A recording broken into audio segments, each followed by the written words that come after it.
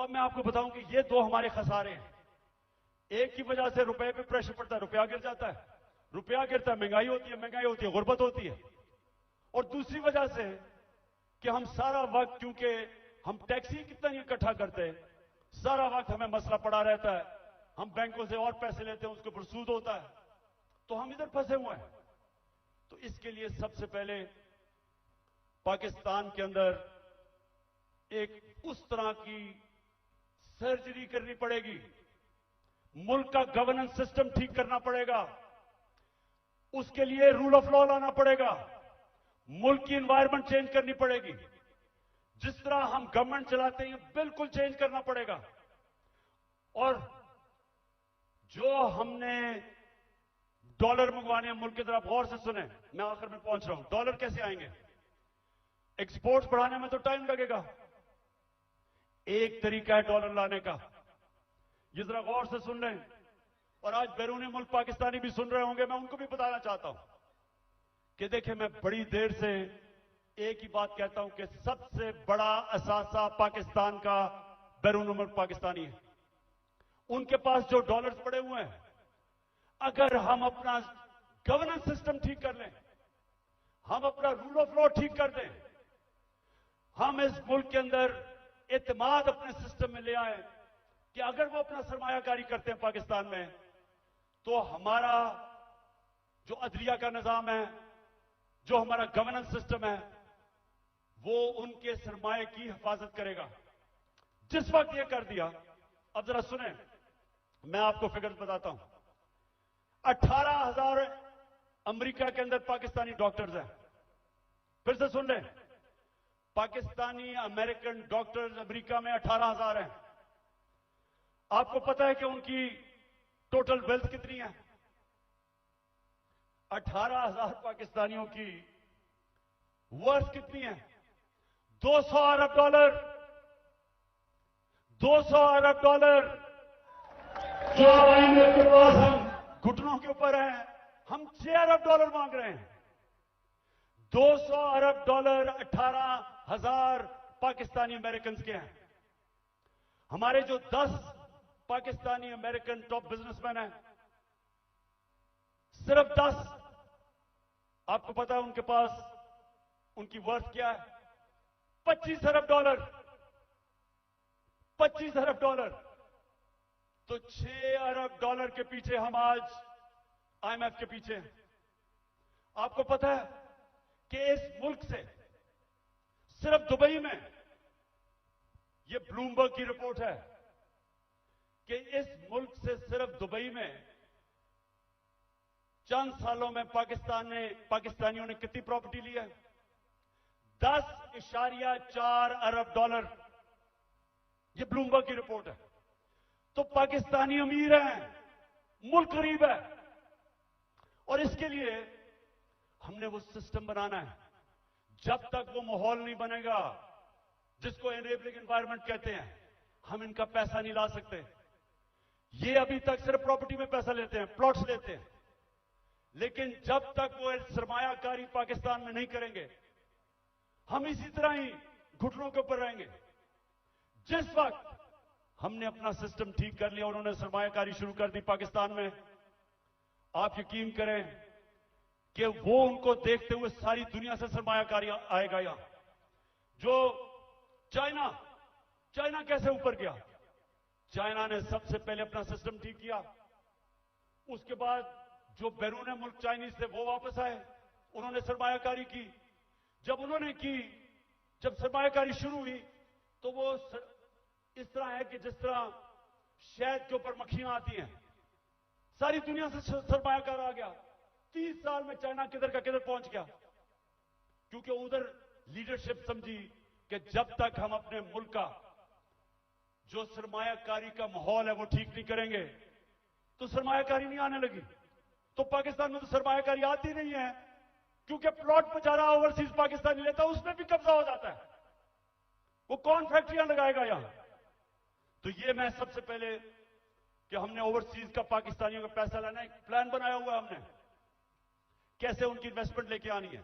तो ये पूरा एक प्लान बनेगा कि कैसे गवर्नेंस सिस्टम ठीक करनी है, 3.5 साल में हमें पड़ी, शुरू में तो हमें समझ ही नहीं थे कि क्या हालात है। तो इंशाल्लाह एक तो वो पहले, फिर दूसरा, हमने पाकिस्तान के अंदर लॉन्ग टर्म, मिडिल और लॉन्ग टर्म प्लानिंग, एक्सपोर्ट्स, एक पूरा मुल्क को लगाएंगे एक्सपोर्ट्स के ऊपर। एक्सपोर्टर्स को वीआईपी बनाएंगे। जो मुल्क में डॉलर चीजें बेच के डॉलर लेके आएगा उनके लिए सहूलतें देंगे। हमने दी थी और इसकी वजह से हमारी रिकॉर्ड एक्सपोर्ट्स थी जब हमारी गवर्नमेंट गिराई गई है। तो फिर एक्सपोर्टर्स को जब तक आप उनको वीआईपीज नहीं बनाएंगे, जिस तरह ईस्ट एशिया में बनाया था, जिस तरह इंडोनेशिया, मलेशिया, ये चाइना ने जब तक नहीं किया, एक्सपोर्ट्स नहीं बढ़ेंगे। हम तवज्जो नहीं दी कभी उसके ऊपर। फिर आईटी, हिंदुस्तान की 140 अरब डॉलर की आईटी एक्सपोर्ट्स है, हमने कभी तवज्जो ही नहीं दी। हमने जब दी थी तो 2 सालों में 70% हमारी आईटी की एक्सपोर्ट बढ़ गई थी। उनको हमने उठाना है क्योंकि फ्यूचर टेक्नोलॉजी का है। तीसरी चीज, टूरिज्म। पाकिस्तान के पास कभी हमने तवज्जो नहीं दी। ये मुल्क, और हमारी बदकिस्मती के 2 साल कोविड हो गया, कोरोना हो गया, उसके बाद टूरिज्म खत्म हो गई। तो इंशाल्लाह पूरा मेरा प्लान है कि इस बार इंशाल्लाह अल्लाह ने मौका दिया, कैसे टूरिज्म उठाएंगे। उसके अलावा हमने कभी तवज्जो ही नहीं दी मदनियात पे, मिनरल्स पे। वो इसलिए क्योंकि वो सूबाई सब्जेक्ट बन गया है, सूबों के पास कैपेसिटी नहीं है। तो इस वक्त पूरा जोर लगाएंगे कि कैसे हमने पाकिस्तान के, और या बहुत अल्लाह ने नेमतें बख्शी हैं मदनियात में, लेकिन हमने तवज्जो नहीं दी, उससे भी हम डॉलर पाकिस्तान में आ सकते हैं। फिर इंडस्ट्री को, और खास तौर पे स्मॉल मीडियम इंडस्ट्री, ये हमने शुरू की थी और मुझे फख्र है कि हमारी 17 साल के बाद सबसे ज्यादा इंडस्ट्री बढ़ रही थी, जो आज फिर बंद हो गई है। तो वो उसके ऊपर, और स्मॉल और मीडियम जो छोटा इंडस्ट्री है उसके ऊपर हमने पूरा प्लान बनाया हुआ है। फिर अपनी ज़राअत की हमने सिर्फ प्रोडक्टिविटी बढ़ानी है। चाइना के साथ हमने बात कर ली थी कि कैसे हम पैदावार बढ़ा सकते हैं, और उन्होंने आना था, और बदकिस्मती फिर कोरोना की वजह से 2 साल चाइना बंद हो गया। तो उसका पूरा प्लान बना हुआ है। फिर जो बड़े बड़े पीआईए, रेलवे, गवर्नमेंट कॉर्पोरेशन, ये सबसे ज्यादा नुकसान करती है पाकिस्तान में। जो हमारा जो पैसा आवाम पे खर्च होना चाहिए वो नुकसान पे चला जाता है। इनको रिस्ट्रक्चर करना है। ये भी हम आखिर में बना था, लेकिन हमारी गवर्नमेंट चली गई। इसका पूरा प्लान है। और फिर कैसे हमने अपना टैक्स कलेक्शन बढ़ाना है। अब ये जरा सुन लें, इस वक्त 22 करोड़ पाकिस्तानियों में सिर्फ 25 लाख टैक्स देने वाले हैं। 22 करोड़ पाकिस्तानियों में 25 लाख टैक्स देने वाले हैं। हमने नादरा के साथ मिलकर आइडेंटिफाई किए 4 करोड़ टैक्स देने वाले, उनके हमने टेक्नोलॉजी का इस्तेमाल करके हमने पता चलवाया कि इतने ज्यादा टैक्स पेयर जो पैसे नहीं देते, उनके लिए, ये मैं अब आखिर में आ रहा हूं, उसके लिए हमने पूरा प्लान बनाया हुआ था, लेकिन फिर हमारी गवर्नमेंट चली गई। लेकिन जब तक हम अपना टैक्स बेस नहीं बढ़ाएंगे, जब तक हमारा टैक्स नहीं बढ़ेगा, मुल्क आगे नहीं चल सकता। तो इंशाल्लाह उसका पूरा हमारा प्लान है। उससे मैं ये भी बता दूं कि हमने रिकॉर्ड टैक्स इकट्ठा किया था अपने दौर में। और फिर मनी लॉन्ड्रिंग, ये देखें हमारी जो एलीट है मुल्क की, शायद ही किसी मुल्क में ऐसे हो कि सारी एलीट जो पैसा होता है वो बाहर भेज देती है। प्रॉपर्टीज इनकी बाहर है, जिस तरह मैंने दुबई में बताया, लंदन, सारी दुनिया में। तो और ये चोरी का पैसा होता है। तो जब तक हम इसको कंट्रोल नहीं करेंगे, और ये होगा रूल ऑफ लॉ से, जितना हम अपना कानून तकड़ा करेंगे, हम इतना पैसा हमारा मुल्क से बाहर चला जाता है, डॉलर्स बाहर चले जाते हैं चोरी के, हमने वो रोकना है। आखिर में इस दौरान जो मुश्किल वक्त है, आज कमजोर तबका हमारा पिस गया, तनख्वाहदार हमारा पिस गया महंगाई की वजह से।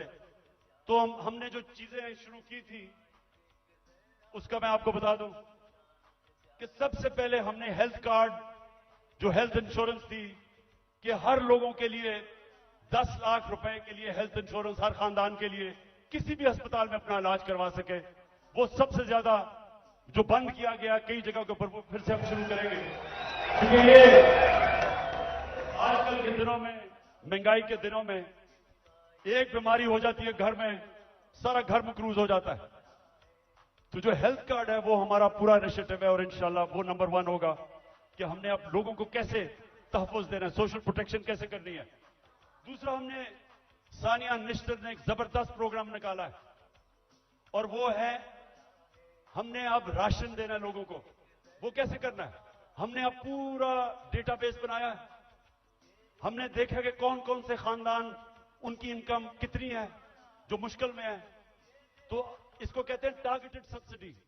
पूरा प्लान ये है कि उनको डायरेक्ट हम पैसा देंगे ताकि जो गरीब लोग हैं, उनको, जो कमजोर है, जो मुस्तक है, उनको डायरेक्ट पैसा मिले। आजकल के मुश्किल दिनों में उनको खाने पीने की इतनी चीजें महंगी हैं। तो एक ये पूरा प्रोग्राम हमारा बना हुआ है। फिर हमने नौजवानों को लोन्स देने हैं सूद के बगैर कर्जे, ताकि वो अपनी बिजनेस शुरू करते हैं। हमने कामयाब जवान में काफी किया था, लेकिन इंशाल्लाह उसको अब और आगे लेके जाएंगे। फिर घर बनाने के लिए, तनख्वाहदार तबकों के लिए हमने पहली दफा पाकिस्तान में घर बनाने के लिए हाउस फाइनेंसिंग शुरू की थी। सस्ते सूद के ऊपर कर्जे, यानी अगर, क्योंकि कैश तो लोगों के पास होता नहीं है, लेकिन जितने पैसे लोग किराए पे दे रहे हैं वही किस्त बन जाए और उसी में घर उनका हो जाए। तो ये हमने पूरा स्कीम शुरू की थी, फिर से करेंगे, क्योंकि तनख्वाहदार लोगों के लिए अपना घर बनाना नामुमकिन है। वो फिर से शुरू करेंगे। फिर कच्ची वादी, इतनी ज्यादा कच्ची वादियां हो गई हैं। हमने आखिर में ये प्रोग्राम बनाया था क्योंकि टाइम लगा डेवलप करने में।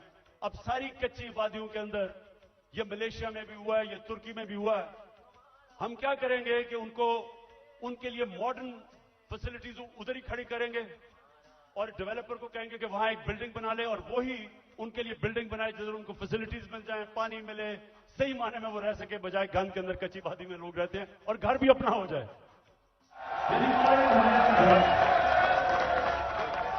ये मेरा बड़ा देर से प्रोग्राम था। इस्लामाबाद में हम शुरू करने लगे थे, लेकिन देर हो गई।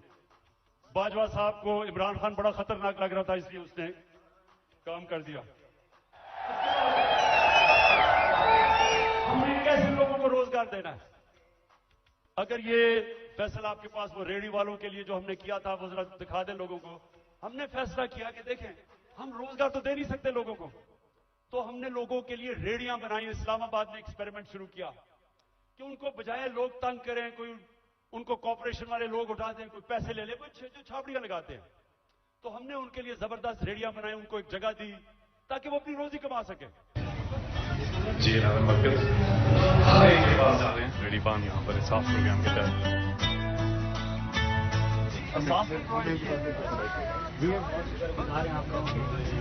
हमारे बारे में इतना कुछ सोचा था नहीं आपने?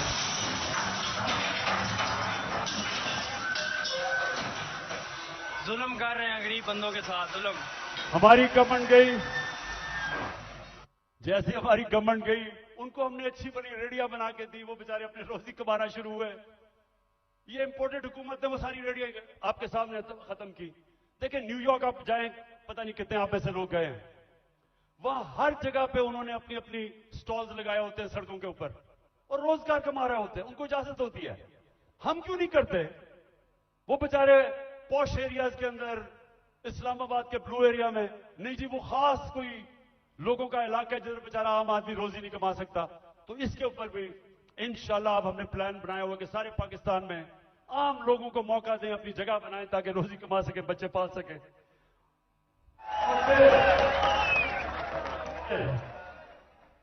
जो हमारे घर के मुलाजिम हैं, मेरे पाकिस्तानियों, मेरे नबी सल्लल्लाहु अलैहि वसल्लम ने जब गुलामी खत्म करने का शुरू किया तो उन्होंने क्या किया? उन्होंने कहा कि जो आपके घर में गुलाम है उनको इस तरह रखो कि जैसे वो आपके घर में आपकी फैमिली है, उनको वही खाना खिलाओ, उनको अच्छी तरह रखो।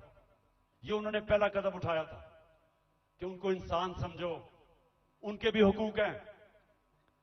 मैं जब बरतानिया गया तो उधर मैंने पहली दफा देखा कि जब किसी के भी घर में कोई काम करने आता है तो उसका कॉन्ट्रैक्ट होता है, कितनी देर काम करेगा, छुट्टी कब मिलेगी, तनख्वाह कितनी होगी, ये कॉन्ट्रैक्ट साइन होता है।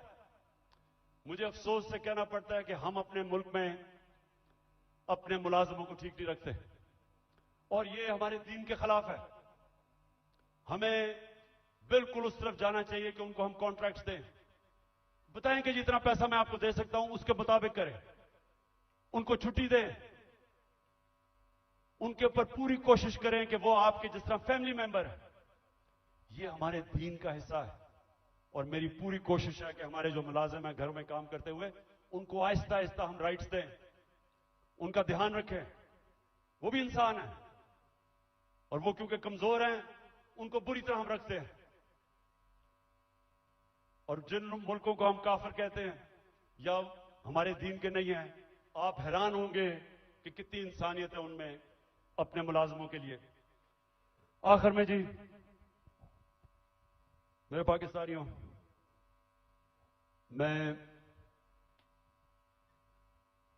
आज आपका खास तौर पर शुक्रिया अदा करना चाहता हूं कि इतनी रुकावटों के बावजूद मैं आज फिर से अपने मुल्क में जो इस वक्त ताकत में है उन सबको पैगाम देना चाहता हूं कि देखें, जिस तरफ हमारा मुल्क जा रहा है, मैं फिर से कहता हूं, मुझे खौफ है कि ये उधर पहुंच जाएगा जिधर कोई भी इसको रोक नहीं सकेगा। इंडस्ट्री बंद हो रही है, महंगाई बढ़ती जा रही है, एक्सपोर्ट्स गिर रही हैं, जो बाहर से पाकिस्तानी रेमिटेंसेस भेजते हैं वो कम हो रही हैं। अब इंडस्ट्री बंद होगी तो टैक्स कलेक्शन कम हो जाएगी। तो क्या इनका सिर्फ इस वक्त तो एक ही है कि कहीं से कर्जा मिल जाए। कर्जे बढ़ते जा रहे हैं, आमदनी सुकड़ती जा रही है। एक घर जब उसमें मुश्किल वक्त आता है, उसके ऊपर कर्जा चढ़ जाता है, तो वो क्या करता है? वो अपने खर्चे कम करता है, अपनी आमदनी बढ़ाने की कोशिश करता है। हमारी तो आमदनी सुकड़ती जा रही है। तो मैं आज सबको कहना चाहता हूं कि अगर आप मुझे यह बता दें कि इस दलदल से निकलने के लिए हमारे पास स्वाय साफ और शफाफ इलेक्शन की कोई और प्लान है तो मुझे बता दें। और कोई आपके पास प्रोग्राम नहीं है। इस वक्त सिर्फ प्रोग्राम बना हुआ है कि इमरान खान को बाहर कैसे रखना है। फिर से मैं कहता हूं, कोई तो आपके पास प्रोग्राम होगा। एक तेजी से तबाही की तरफ मुल्क जा रहा है। कहीं बाहर के तबसरे पढ़ लें, हिंदुस्तान का टीवी देख लें, वो क्या कहते हैं पाकिस्तान के मुताबिक तंज कर रहे हैं। लेकिन हम सिर्फ यहां सारे जो साहिब इक़्तिदार हैं बस एक ही ज़हन में है कि जी इमरान खान को बाहर कैसे रखना है। तो मैं फिर से आज अब सबको अपील करता हूं कि हमारे पास वक्त कम है। मुझे कहते जी इलेक्शन डिले कर दें अक्टूबर तक। मुझे एक चीज बता दें कि अक्टूबर में इलेक्शन करवाने से मुल्क को क्या फायदा होगा। मुझे यह कन्विंस कर दें कि अगर इलेक्शन डिले होता है तो मुल्क तब तक संभल जाएगा। मुल्क तो नीचे जा रहा है, हल कोई है नहीं, लेकिन सिर्फ इसलिए कि डरे हुए हारने से इलेक्शन नहीं करवाना। तो मैं अपनी सारी कौम को भी आज कहना चाहता हूं कि पाकिस्तानियों, आपने याद रखना है कि आपने किसी सूरत जालिम के सामने सर नहीं झुकाना। आपने अपनी आजादी के लिए ये जो खौफ का बुत है इसको तोड़ना है। ये जो पकड़ धकड़ तशद्दुद करना, रेंजर्स ले आए कि जी पुलिस नहीं तो रेंजर्स आ जाए, क्या इससे मुल्क ठीक हो जाएगा? क्या इससे लोग डर जाएंगे? लोगों ने नहीं अब डरना। ये जितना आप ये जुल्म करेंगे लोगों की नफरतें बढ़ेंगी। जो निकलता है, जो जिसको आप तशद्दुद करके जब वो निकलता है उसके अंदर नफरत भरी होती है। मुझे तो पहली दफा पता चला कि जब मुझे एक बलूचिस्तान में मिनिस्टर ने कहा, उसने कहा इमरान खान खुदा के वास्ते अपने लोगों को बताओ कि ये जो हमारे लोगों को पकड़ के तशद्दुद टॉर्चर करते हैं, वो जब वापस जाता है सारा का सारा गांव खराब हो जाता है। वो कहते हैं जब उसकी जिस तरह उस बेचारे को जिले शाह को कत्ल किया, अगर कत्ल करते हैं जब उसकी जो डेड बॉडी मिलती है फिर सब केस खराब हो जाते हैं। ये तो कहता है सारी कौम को खराब कर रहे हो। कभी ये भी तरीका है कि इंसानों को भेड़ बकरियों की तरह डंडे मार के लाइन में करो? इंसान ऐसे नहीं होते। इंसान को समझाना पड़ता है, दिल और दिमाग की जंग होती है।